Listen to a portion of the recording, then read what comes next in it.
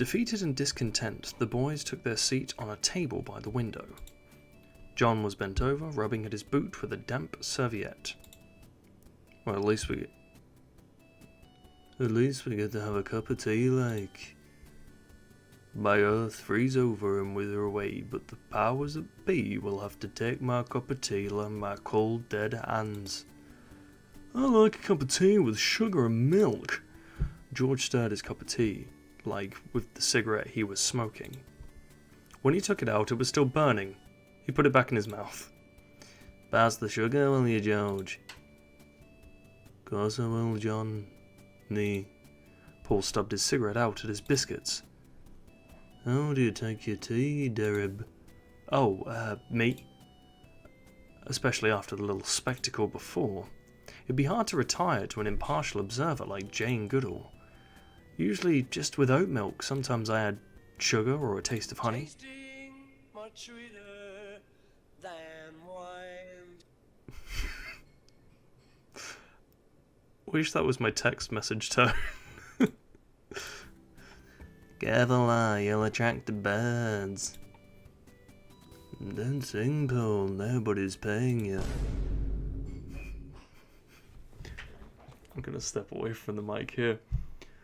Shut your fucking mouth, George. I'll fucking kill you and think nothing of it. Wait, oat milk? How the hell do you milk an oat? Don't be daft. She must be taking the piss. Cheeky bird, are ya? Good for old cheeky here. George flicked off his cigarette ash and it fell onto the serviette John was using and he accidentally rubbed it into his boot. John's fuse was lit. Oi, watch it! Beg pardon, Johnny, I didn't see. Paul stirred his cup of tea with his little finger. His cigarette was in his breast pocket. He was saving it for later. John tossed his serviette in frustration. It landed in your tea, stained with boot residue and cigarette ash. Oh, that's done it. You leapt to your feet in frustration. As a God-fearing Britisher such as yourself, an affront to your cup of tea, like an affront to Queen and country as well as your very soul. It's true. We'd go to large lengths to protect tea. And it irks me, this is a complete tangent now, when you see videos of people microwaving tea. What are you doing? That's not how you do a tea. Alright, love. Paul smiled sweetly, trying to smooth it over. Oh, it's quite alright, Derib. We'll get you another cup. He gave John a stern look. Watch while you're tossing, Johnny. Paul winked. Especially when there's a lovely lady like Derib around. What are you fucking talking about, lovely? She was acting like a right bitch with that display back there. Paul flushed a bit. Well, I suppose, but... Whoa, wait, be careful what you fucking say.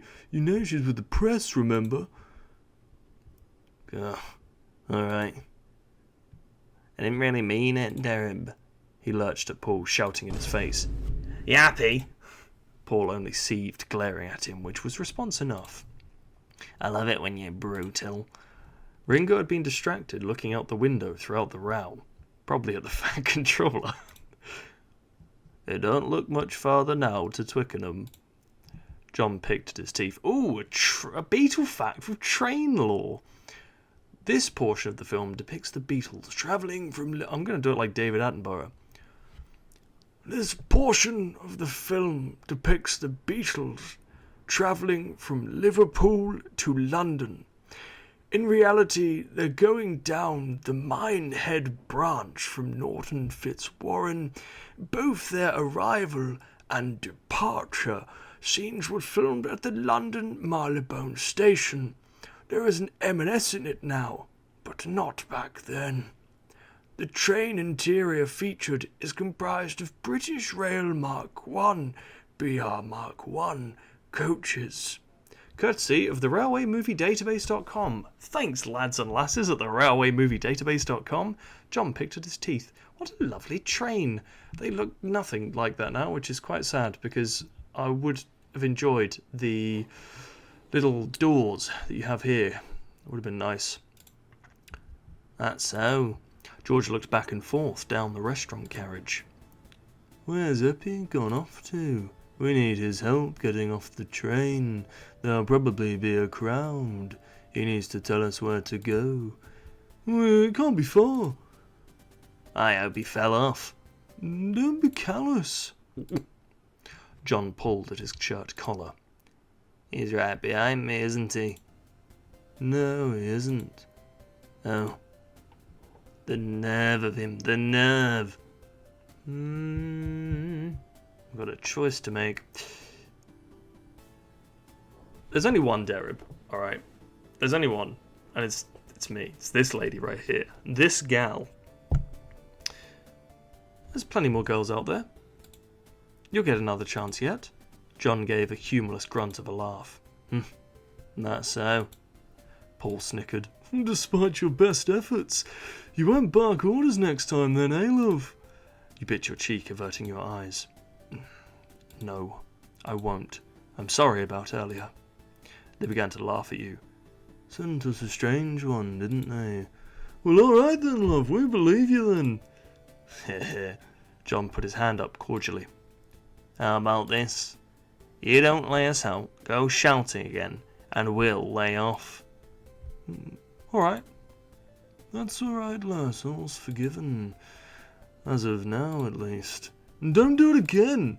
The boys' attention returned to each other. We've got to get a hold of Eppie then, don't we?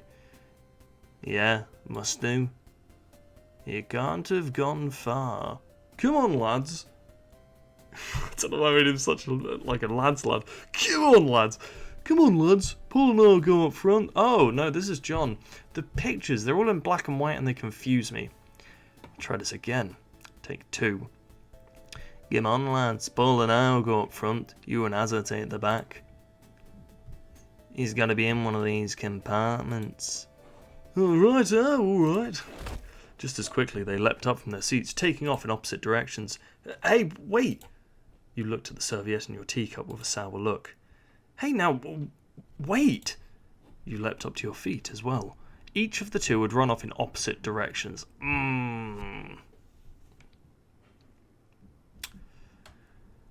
Now, part of me wants to follow George and Ringo. However, it's very clear many of you, myself included, are thirsting after Paul. Taking that big drink. You love a bit of Paul, so we're going to Lennon McCartney. You took off towards the front of the train. Up the aisle Lennon McCartney had ran. You just about caught up when they promptly stopped. You ran into John's back, grabbing him by the shoulder in reflex. Ow! His head turned around to look behind him. Hello, love. Paul scrambled up to a compartment, opening up the door, and he spoke hurriedly. Oh, excuse me, have you seen a Jewish man walk this way? He's got dark hair about my height, well dressed. Oh my god. They made John Lennon look like, that one Titan from Attack on Titan. It was horrendous. John pushed past him, bursting into the compartment. What the hell is Paul doing behind him? That's when you saw it. It was full of girls, including the 2 from before. He knelt to the floor in the middle of them, and he was holding his wrists together. Have you got a nail file? These handcuffs are killing me. The girls began to clutch their heads, breathing heavily. That's the voice of Gene now. Paul grabbed hold of John's broad body the way a farmer would grab hold of a large woolly sheep, and he began to drag him up and away. With another burst of strength, John thrust his big head in, leering at the group. And Paul yanked him away. You had been somewhat lent on them to peek into the compartment, and this caused you to fall forward. Put my teeth back in. Ah! Okay, Rita, let's channel a Rita.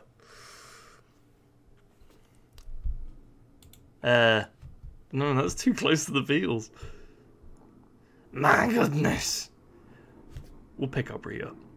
You felt 2 pairs of soft feminine hands yank you up to a seat. Oh my, these are all horrible. You gazed upward. The carriage was full of girls. Are you alright, love? I know exactly what voice that is. Oh my.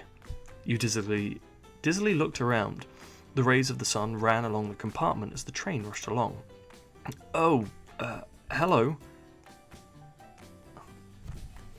I need a Rita. Hello. Are you alright? Oh, me? Yeah, I didn't fall that hard. Thanks for picking me up. You brushed yourself off. School uniforms, huh? Are you guys all classmates then?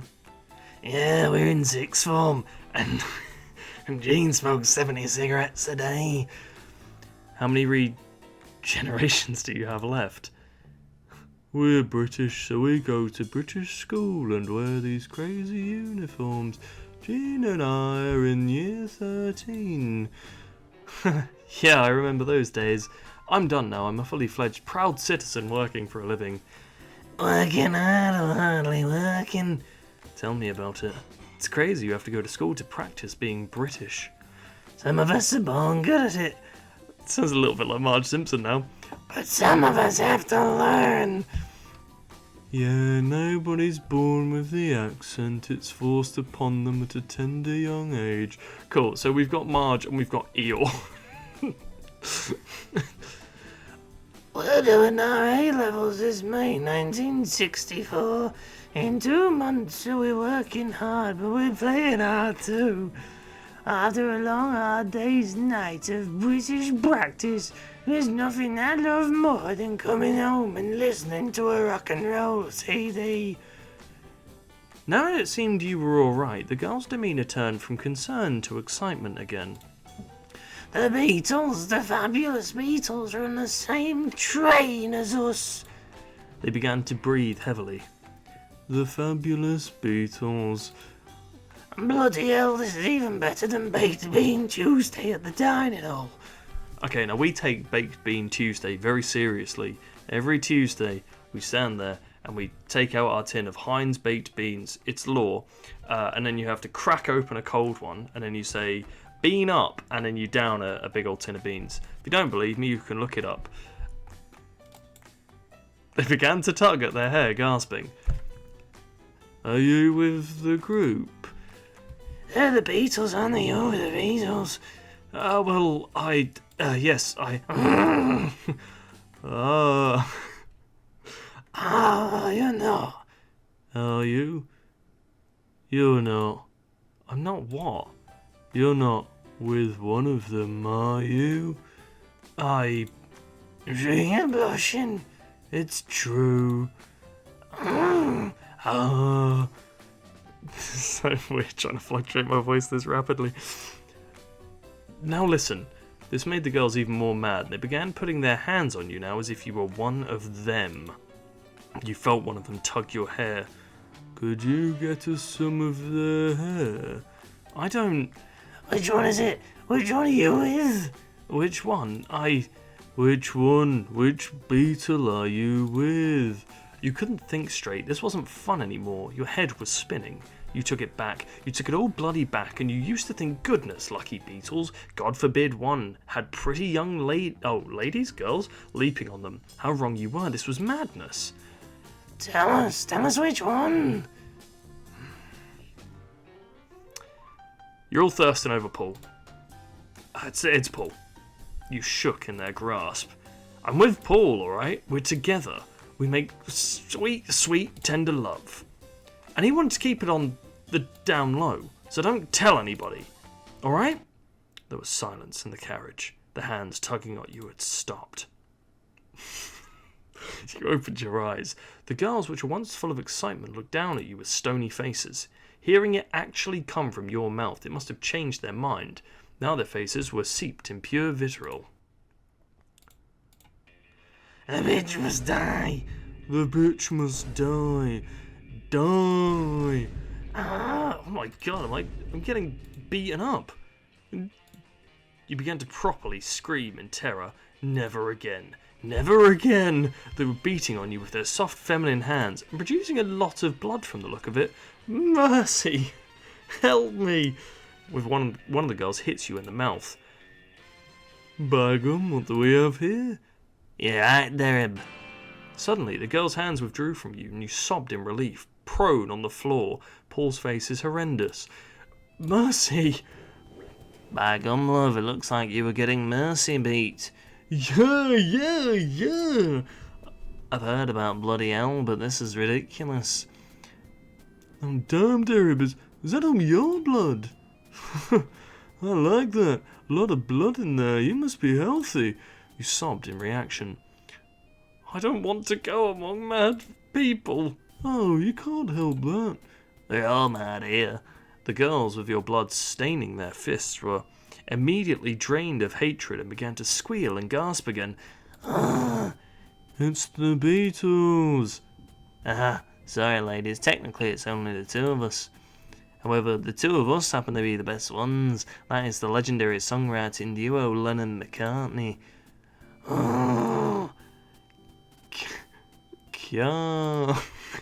What have you done, girls? Oh, Derib, you've been right beaten. You feel a pair of warm, soft arms wrap around your body. I felt like being held by a mother, and you turned your head and it was buried in the soft, supple chest, the texture of suit coat fabric on your cheek. You blinked, your eyes open, and then you realised Paul was holding you in his arms like a baby. Yeah, he was. Paul, you've got to put me down. You struggled, but his delicate arms were deceptively strong. Eh? The girl's squeals turned right back to brutal envy.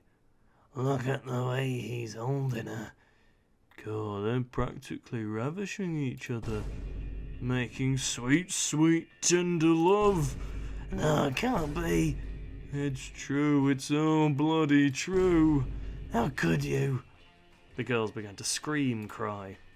Paul squinted his eyes stupidly. Alright, ladies. Paul, you've got a girlfriend. Why her? She's not even that pretty. Oh, is that what you've been telling them? He winked. You thought the violent beating was bad, but the sickly smug look Paul made was even worse. Your face burned. It's not true, it's not like that. Paul, please, you've got to put me down, you've got to make them. He just kept looking down at you with that horrible look. You flinched. He leant down, his face coming closer. Your eyes squeezed shut, your body tensing, and you felt a warm, wet sensation on your neck. Fucking hell! He fucking licked your neck. You thought you'd crawl right out of your skin. You sobbed. It was wet. No. The girls began to scream, but it was different this time. Oh shit, and bloody hell. The girls leapt at all three of you in the doorway, and it was a war cry. Run! Lennon-McCartney took off in a sprint down the aisle, dragging you behind them. Good Lord, have mercy! The hysteria spread amongst the train, and it was pandemonium. It took all the staff it had to get under control. Unfortunately, upon investigation, the cause of this havoc was traced back to you. Why am I in jail? Train jail? That's not a thing. It's probably a good stopping point for this episode. Don't know how much more we've got left, but we might be able to get to the end of the next one. So maybe 2 more episodes of this playthrough, and then we will go back and work through the other paths until we are 100% done with this game, and then we will find something else.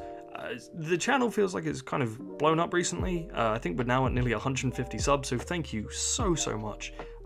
It means a lot that you guys just kind of crack on and listen to me do these stupid voices. And this is just a hobby for me, but it almost makes it...